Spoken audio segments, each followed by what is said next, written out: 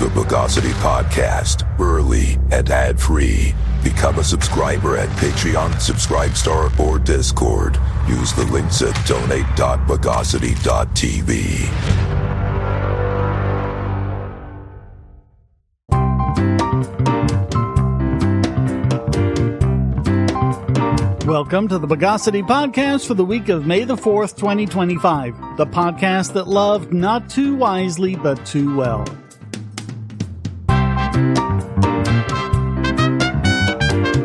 This is your host, Shane Killian. Let's metrify the news of the bogus. Let's begin with an update to a previous story.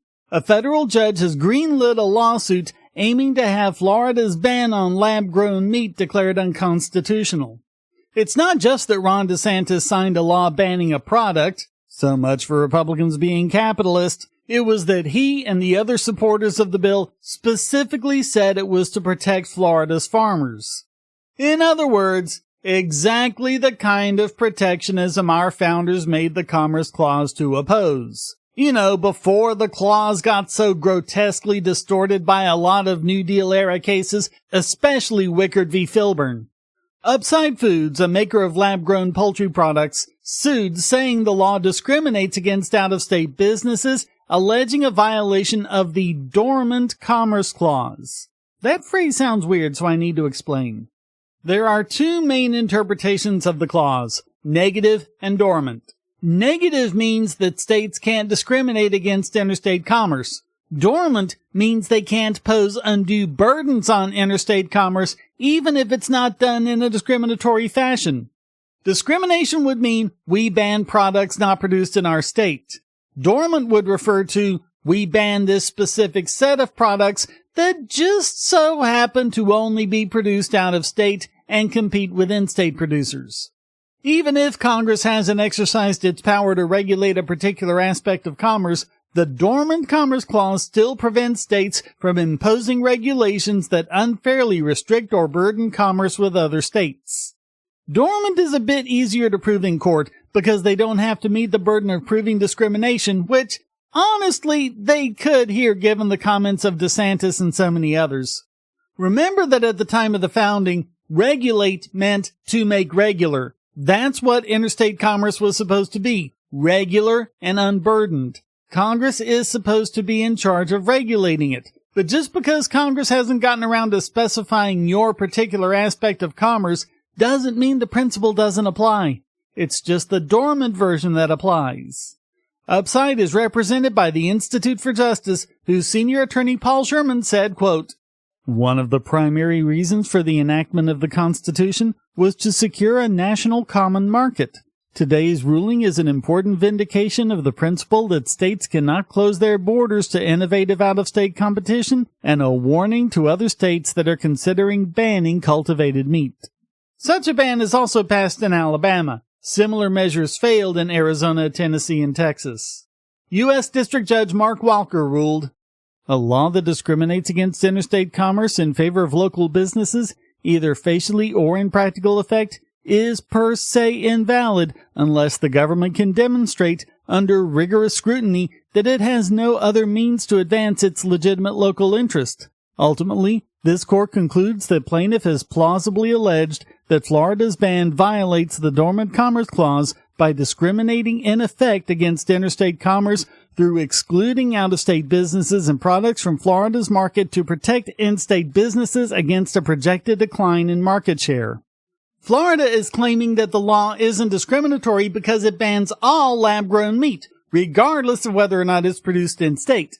But since there are no such producers in Florida, the effect of it is to ban out-of-state competitors, which is all the Dormant Commerce Clause requires. The judge ruled, "This court concludes that plaintiff has plausibly alleged that Florida's ban violates the Dormant Commerce Clause because it discriminates in effect against interstate commerce.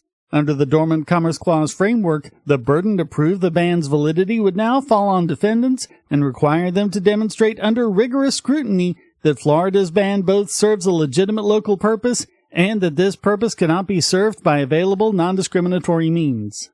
And it's hard to think of what that might be. There are no health and safety issues here, as the studies made to gain FDA approval showed. In fact, lab-grown meat may actually be safer because it won't have any E. coli contamination or other problems caused by animal waste, pathogens, or environmental toxins.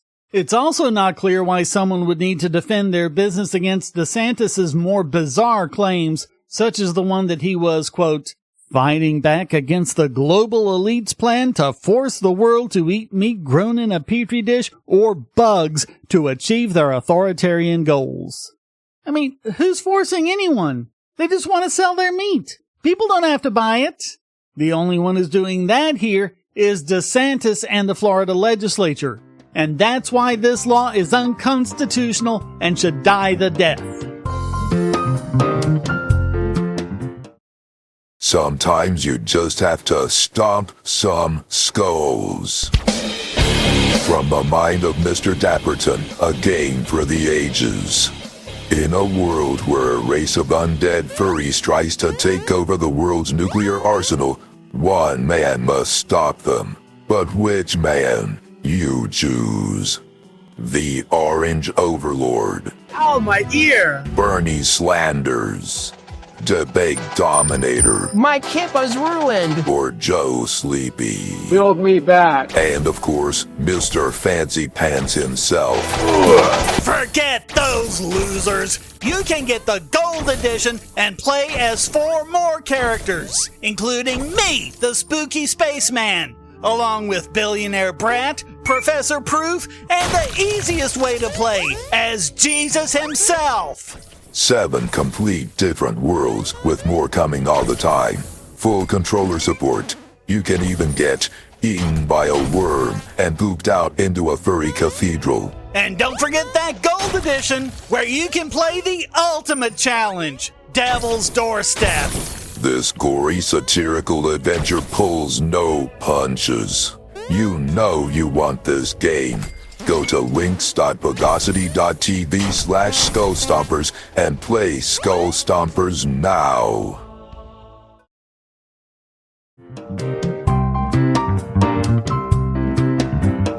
Okay, folks, this is gonna be a big one. I've been trying to get as much recent information as I can, and I have a lot of sources. I'm gonna try to pare them down in the show notes, but there's a lot to unpack here. Spain just had this massive nationwide blackout. In fact, it was pretty much the whole of the Iberian Peninsula, including Spain and Portugal, and even parts of France. And it's raising a lot of questions, since this is a grid that's supposed to be robust. And even though power has been back on for days, people are still wanting answers as to how this could have happened. The proximal cause of it was 2 disconnection events. You had a brief disconnection which the grid was recovering from when the second one hit, and it was longer and more damaging. According to Spain's grid operator, there was a dramatic drop in demand shortly after 12:30 p.m. on Monday, when it nosedived from 25 gigawatts to 10 gigawatts in an instant. REE head of services Eduardo Prieto said that 2 consecutive events, one at 12:32 p.m. and another a second and a half later, pointed to a generation disconnection that had cut off the supply across the peninsula.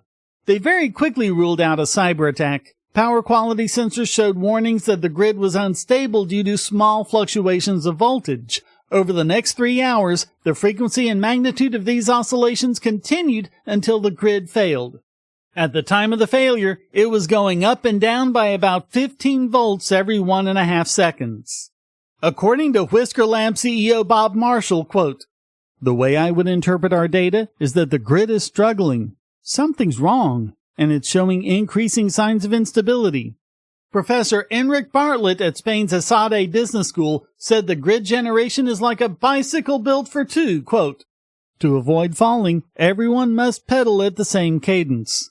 We'll explain more about what that means a bit later. But Red Electra quickly came out with the most plausible explanation so far, one that the politically connected powerheads don't want to consider. The grid sank because of renewables. They traced the problem to the southwest areas of the country where solar power dominates. Spain's power generation is around 53% solar, 11% wind, and only about 9% nuclear. You see what I mean? They don't have a good baseload power to keep things going if there's a problem.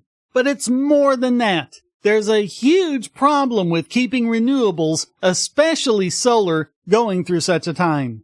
Redea, the parent company of Spain's grid operator REE, warned about the problem 2 months before it happened, warning of, quote, the high penetration of renewable generation without the necessary technical capacity to deal adequately with disturbances, and that blackouts, quote, could become severe, even leading to an imbalance between production and demand, which would significantly affect the electricity supply. Now that we've got some basic facts out of the way, let me explain the issue and what Bartlett meant with his bicycle analogy. We're talking about AC power, and in Europe, their AC cycles at 50 hertz. Traditionally, power is generated by spinning a turbine, either by boiling water or by running water through a dam in the case of hydroelectric power. So these big turbines need to spin 50 times every second. Multiply that by 60 seconds, and you get 3,000 RPM in the case of standard 2-pole generators. Nuclear generally uses 4-pole generators, so they spin at half that, 1,500 RPM. But they're big, and they're spinning, and most importantly, they're in sync with the grid. If a blip happens, inertia will keep them spinning at that rate, so when everything comes back up, they're still in sync.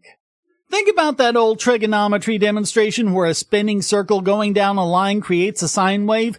That sine wave represents the voltage on the line.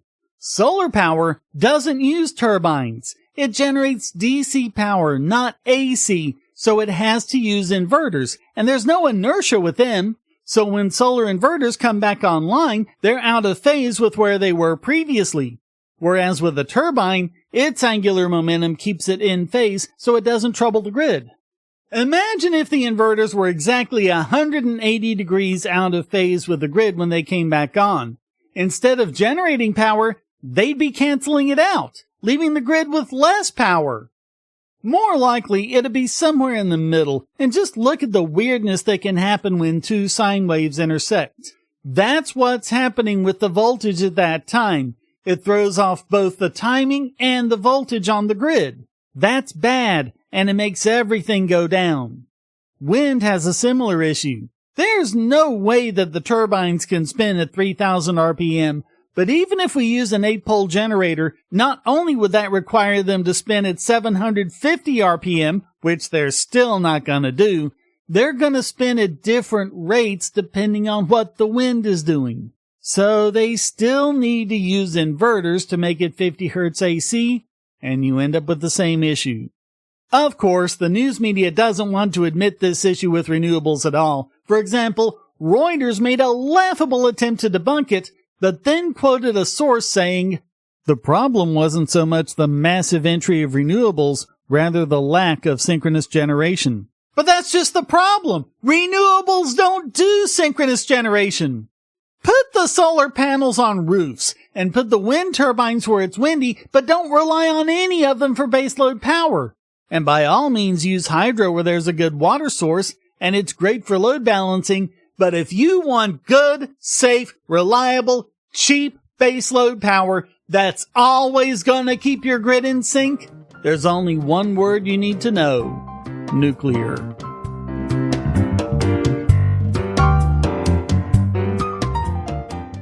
If you're on the Wi-Fi in a coffee shop or hotel, anyone on that network can get your traffic. Do you really trust all of those strangers? For that matter, do you really trust your ISP? A VPN can protect you from prying eyes, disguise your location, and even foil government censors. It's essential in this day and age, so go to vpn.bogosity.tv and you'll be taken to BoxPN. Starting at just $2.99 a month, you can get unlimited high-speed connections to VPN servers all over the world, and they don't log connections, so your privacy is assured. Traveling abroad, just VPN home, and don't worry about what those other governments are doing. Back at home, stop your ISP from traffic shaping and messing with the quality internet access you're paying good money for. You can connect from multiple machines at once, including your smartphone or tablet, and it supports all the secure standards, including OpenVPN and SSTP. Bypass censors and surveillance with your own secure VPN connection. Go to vpn.bogosity.tv.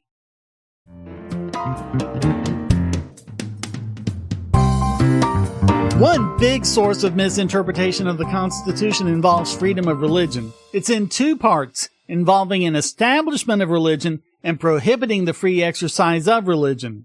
But what does that mean for things like publicly funded schools? It doesn't help to try and read our founders' writings in this case, because they didn't envision taxpayer-funded schools. They had local community schools where taxpayer funding wasn't an issue. Now, of course, we have all sorts of taxpayer funding of private schools, and it took a while for the Supreme Court to give everyone the idea that to be consistent with the First Amendment, you have to offer the same deal to all private schools, even religious ones. You can't discriminate on the basis of religion. But now the question is, what about charter schools? Oklahoma's Charter School Board approved an application to establish a Catholic charter school run by St. Isidore. The state requires charter schools to be non-religious, quote, in their programs, admissions policies, and other operations, but they can otherwise operate according to their religious beliefs. For some reason, that didn't sit well with the state attorney general, Republican Gettner Drummond. He took it to the state Supreme Court, asking them to invalidate the contract with St. Isidore, which they did.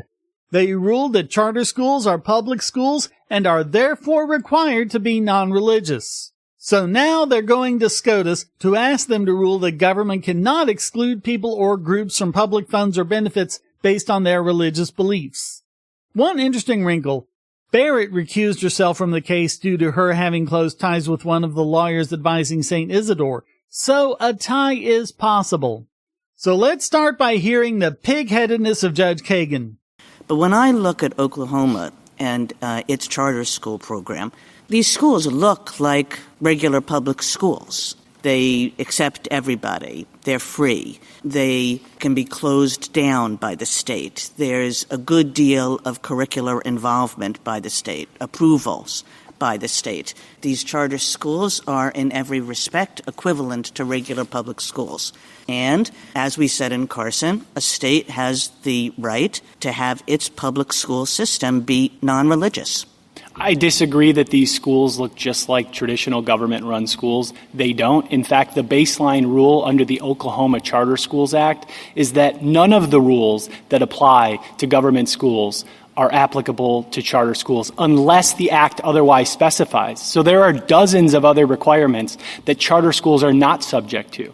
The baseline here is that charter schools have autonomy. They're subject to the same financial audit and reporting requirements. They're subject to the same state testing requirements. All curricular changes have to be approved. In the end, the curriculum can't go forward except for state approval. Proficiency standards are set by the state. Student suspension requirements are set by the state. I mean, these are state-run institutions. The state is not running these schools. These schools are run by the privately selected board of directors of each of the schools. All that the state is doing here is exercising contractual oversight. One of the assumptions of your question, as I'm understanding it, is that the word public equals government run, but it clearly doesn't. Not under this court's case law, where the court has recognized that things like public access channels, public utilities, public defenders, public accommodations, none of those involved government-run entities. They all, at least in many instances, involve private actors. Yeah, you tell her. And another important point was brought up by Justice Alito. The respondent says that if you win, some students' only free public school option will be a religious charter school. Is that true in Oklahoma? And if that were the case, would that present an Establishment Clause problem? It's definitively not true in Oklahoma for two reasons. One, no Oklahoma student is required to go to any charter school. Number two, there's a provision in the Oklahoma Charter Schools Act that makes clear that an entire school district cannot convert into a charter school. So it can't happen in Oklahoma. If it did happen, it would be a very different case. The mere specter that that might result in the future is not a reason to categorically exclude religious groups on the front end.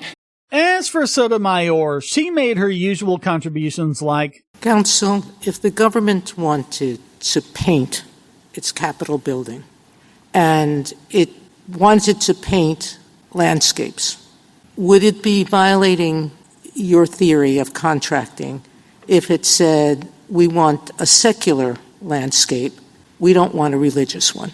Yeah, so we won't be listening to her. God, she's so dumb.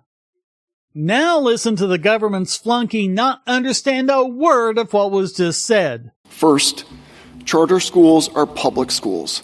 Second, teaching religion as truth in public schools is not allowed. Because attendance is mandatory and because the teachers involved are government agents.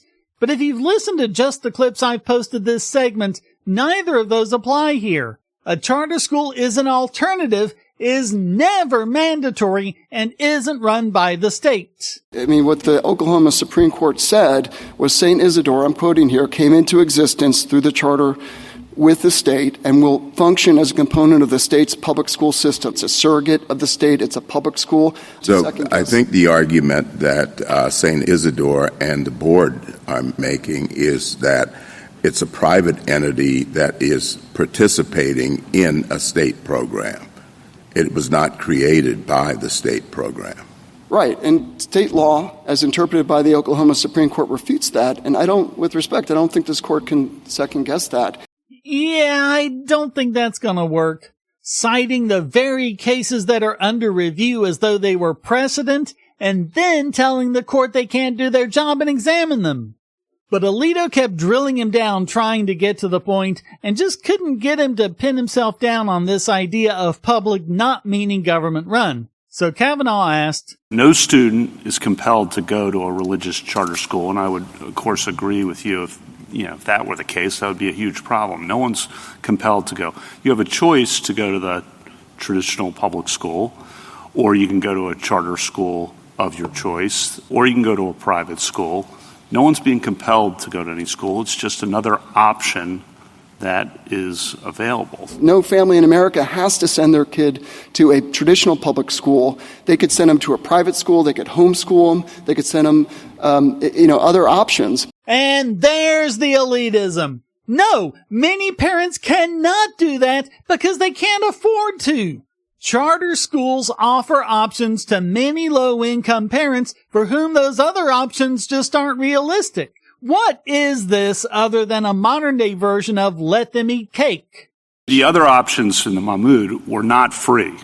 Okay, so that's a big difference. It was telling the parents there, oh, don't go to the public school if you don't like it. Go pay $10,000. Well, that's a pretty big burden. That's not what we're talking about. Well, I don't think Mahmoud would come out differently if you had in jurisdictions where parents had the option to send them to a charter school, Your Honor. Our case is different because it's different because it is. I'm not playing the whole rebuttal. Believe it or not, I've been trying to keep this short. But I'll just play the concluding remarks of the charter school's attorney. I do think that this Fulton point is very important because my friend does not have a good answer for it. Nobody believes that Philadelphia could have just labeled foster care services to be state foster care services and excluded Catholic social services in that setting. No student will be compelled or placed in a charter school except by private choice. So then the governing question is the same one that this court confronted in Carson, Espinoza, and Trinity Lutheran. Has the state invited private actors into a government funding program? If so, it cannot categorically exclude the religious. It's crystal clear that that's what Oklahoma has done here. Everyone agrees that St. Isidore met all of the other requirements, and its charter was extinguished only because of the non-sectarian requirement. We completely agree with you, Justice Kavanaugh, that treats them as second-class citizens. The Free Exercise Clause prohibits that. We ask you to reverse. Thank you. It's hard to predict how this is going to go. Thomas, Alito, Gorsuch, and Kavanaugh all seem to be in favor of the school. The liberals all in favor of the state. But who knows what the hell Roberts is going to do? If it's a 4-4 tie, then the Oklahoma Supreme Court's decision stands and the charter school is closed down. Regardless of what you might think of religion in general or Catholicism in particular, here's the operative question. How would people actually benefit from that? And who would be harmed by the school remaining open?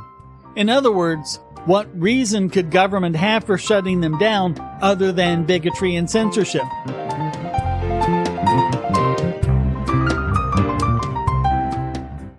I want want to tell you about the eyeglasses I've been wearing for years. As people can see on my videos, I have a very strong prescription, which makes glasses more expensive, especially when I need computer glasses, reading glasses, prescription sunglasses, and most expensively, progressive lenses for general everyday wear. To save money while still getting quality glasses, I get them from Firmoo. In fact, I just got a pair of progressives with high-index aspherical lenses and a nice pair of frames my wife loves for just over $100. It would have been $500 to get them through my eye doctor. Not only do they look good, the glasses are durable. I've worn many pairs for several years without problems. All orders come with a 30-day return policy, a 3-month warranty, and one-on-one customer service. Go to Firmoo, that's FIRMOO.Bogosity.tv anytime you need quality glasses at a low price. Once again, that's Firmoo.Bogosity.tv.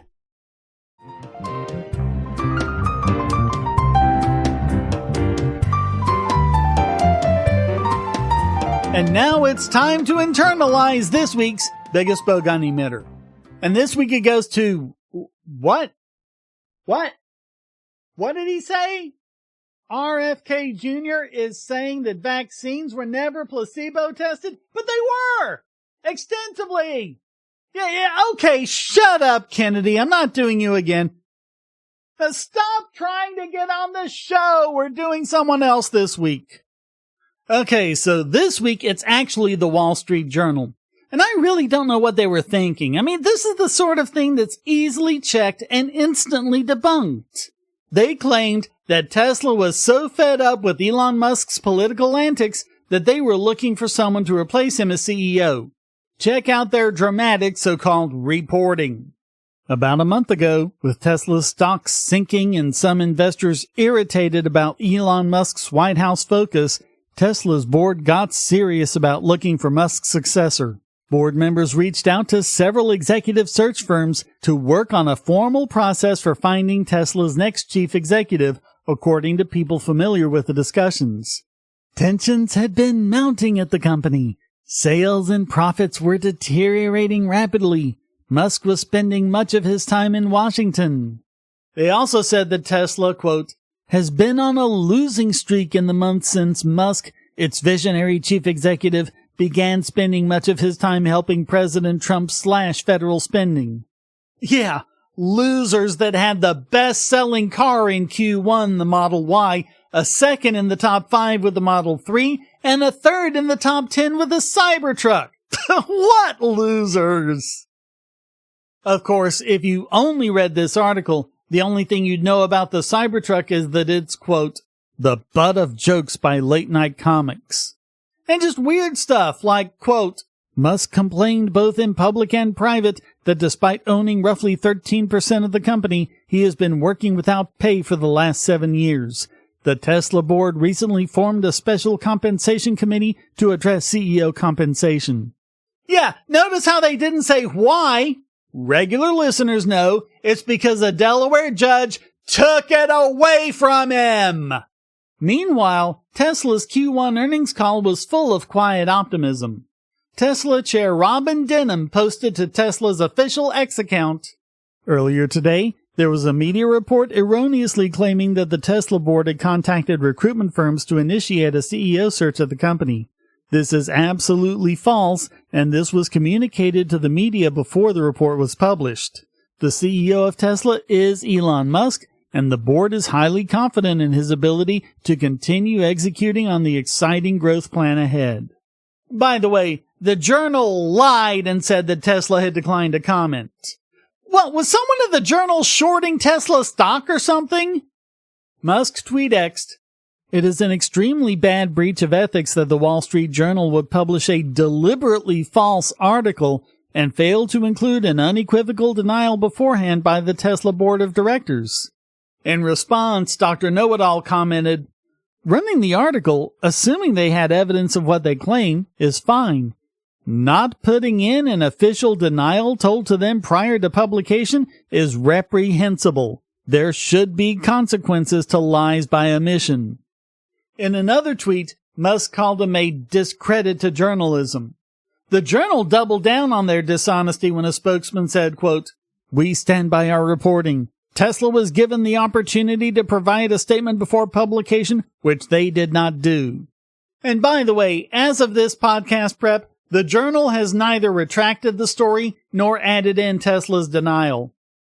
They might have caused a ding to Tesla's stock price in the very short term, but they did permanent damage to their credibility, what little of it they had left. So all of that makes the Wall Street Journal this week's biggest Bogon emitter.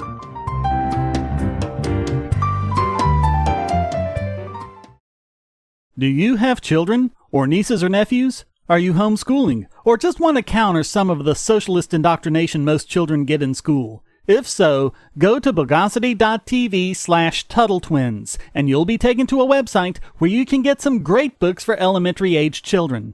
The Tuttle Twins books are books about liberty and free market economics that include children's versions of Bastiat's The Law, Leonard Read's I, Pencil, and Hayek's The Road to Serfdom, as well as books about the Federal Reserve and how regulations protect business cronies. They'll learn about the harm caused by eminent domain, or regulations passed in the name of safety, and fundamental concepts of liberty. And as you can see from the sample pages on the website, they're all easy to read and nicely illustrated. They're just $9.99 a piece, or get a special discount as well as free bonuses when you purchase all 5. You can even buy in bulk to donate to schools and local libraries. So get the Tuttle Twins books at bogosity.tv/TuttleTwins.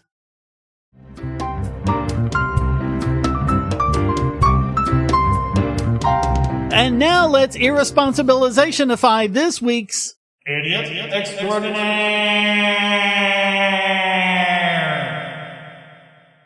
And this week it goes to Speaker Mike Johnson, who, I'll remind you, was specifically put in his position after the House removed Kevin McCarthy after a vote of no confidence. He was put in there to do something other than just be a mouthpiece for the Uniparty. And now, here he is, being a mouthpiece for the Uniparty. We get the alarm sounded by Thomas Massey, who exed, "It's a nanny state week in Congress. Speaker Johnson put 5 new regulations on the floor this week, including 2 written by Democrats. The Uniparty is flexing their muscles. I voted no on all of them because a bigger, more intrusive government isn't going to make America great again." He attached an image that said, "Regulation votes this week, H.R. 973, Setting Consumer Standards for Lithium-Ion Batteries Act, S-146, Take It Down Act, H.R. 1402, Ticket Act, H.R. 1442, Youth Poisoning Protection Act, and H.R. 859, Informing Consumers About Smart Devices Act." So H.R. 973, officially titled the Setting Consumer Standards for Lithium-Ion Batteries Act, responds to the panic about battery fires in e-bikes and e-scooters. The bill aims to make batteries safer by... Actually, it doesn't even purport to know how to make them safer or even why the problem is happening to begin with. Or how big the problem even is beyond a few rare cases that have gotten a lot of publicity. They basically just tell the Consumer Product Safety Commission to figure it out somehow. In other words, it gives them immense power to overregulate even more of our lives, since more and more products we use come with lithium-ion batteries. The Democratic bill was passed under a suspension of the rules. So, almost 99 million words of the regulatory code weren't enough to keep us safe? I know! Add more words! What could go wrong? S-146, known as the Tools to Address Known Exploitation by Immobilizing Technological Deepfakes on Websites and Networks Act, or Take It Down Act, is one we've covered before, attempting to ban deepfakes of people posted online. The bill would hold social media, websites, and other content publishers accountable for something that isn't their fault, and put the onus on them to try and find and take down these things. Instead of, investigating the people who do it, I guess everyone else has to be unpaid law enforcement officials. Meanwhile, what would it mean for free speech? I mean, can you get something taken down because I say so, or is there actual evidence involved? The law is made to address a legal gap in issues of people who have been abused in this way, but it just doesn't. Strengthening rights of publicity and requiring public release permission would help a lot. But no, they'd rather use the method that gives them more power and control, and you and me less freedom. Go figure. H.R. 1402, known as the Transparency in Charges for Key Events Ticketing Act, or the Ticket Act. Hey, how much taxpayer money is being paid to people to sit around and think of these backronyms? Maybe Doge could slash a bunch of them, too. Anyway, this is about transparency in ticket pricing. The final sale price must be presented to people. They should be refunded if the event is canceled, and they're not allowed to misrepresent availability or pricing. Hey, wait, aren't there already laws against all of that? What's with all the additional crap on ticketing? Unless this isn't actually about helping consumers but preserving a monopoly. You don't really think this is about stopping Ticketmaster, do you? Hey, I've got an idea. How about transparency showing how much of everything we buy was paid to government in the form of one tax or another? I mean at every step of the way. Tariffs, excises, sales tax, use tax, regulatory fees, property taxes paid by manufacturers on their facilities, corporate income taxes, individual income taxes paid by their employees, customs fees, environmental fees, recycling fees, everything. How much would all that come to? How much cheaper would products actually be without all this overtaxation? And how quickly would the knowledge of this lead to a new rebellion? Next is H.R. 1442, the Youth Poisoning Protection Act, protecting children from accidental poisoning of dangerous products. Wait, haven't we had those at least since the 70s? What is this supposed to do that all the others didn't? Just to let you know, one of the items regulated is laundry detergent pods. Yes, this is falling for the old Tide Pod hoax. H.R. 859 is the Informing Consumers About Smart Devices Act to make all device makers disclose whether their devices have cameras, microphones, and other recording capabilities. Because the government cares about privacy all of a sudden. Everyone is aware that this wouldn't matter if they'd listened to what cybersecurity activists have been saying for 30 years, right? But instead of rolling back their privacy-hating, spy-happy laws, they're going to add even more onerous regulations onto many device manufacturers. Who wants to bet it'll be the ones who don't share their data with the government? Meanwhile, government is still doing everything Edward Snowden exposed, if not more, long after the courts said it was illegal. Yeah, funny how I don't trust them. This is another bill that doesn't actually do anything. It just empowers the FTC to issue guidance, whatever that means. By the way, the FTC has no enforcement powers in this regard, so don't expect anything to actually change. Meanwhile, Internet of Things devices are left wide open to cyber attacks because government keeps getting in the way of strong encryption. Here's the real question. Just how bad are all of these problems they're trying to solve compared to the problems caused by an insanely overregulated economy? Speaker Johnson was put in to do things differently, and he's not. The status quo marches on. So all of that makes Mike Johnson this week's Idiot Extraordinaire.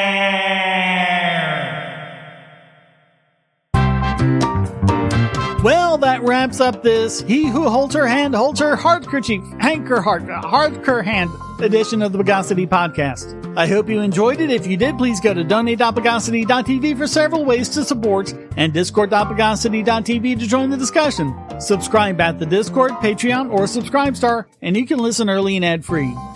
Thank you for listening. Until next time, here's a quote from Laurence M. Vance. A nanny state is hostile to liberty. Any attempt to institute or continue it should be opposed, root and branch. Government intervention is never the solution. It is always part of the problem. The Bogosity Podcast is licensed under Creative Commons Attribution Non-Commercial No Derivatives 4.0 International License.